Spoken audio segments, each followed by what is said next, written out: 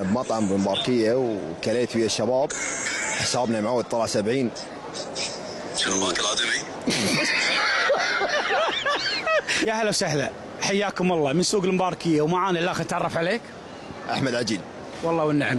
اخوي احمد، سؤال طريف شوي. اليوم احنا تليفونك وين اول شيء؟ وياي تليفون. طلع لي تليفون. انا ابيك تتصل على صديق، مو اخوك ولا اختك ولا الوالده. هذا الصديق ابيك تتصل فيه يبرهن لك معنى صداقته. شنو الموقف عشان اعرف؟ الموقف انت بتقول انا مطعم وحسابي مثلا 70 دينار وعازم الربع ونسيت البوك بالبيت، ابي راعي المطعم يدز لك اللينك وشوف يوفي معاك صديق ولا لا. بس عندي دق. اي هذا منو؟ عبد الله المسعود. عبد الله المسعود. يلا. الو. الو. هلا ابو فهد، شلونك؟ هلا حبيبي. شو الاخبار؟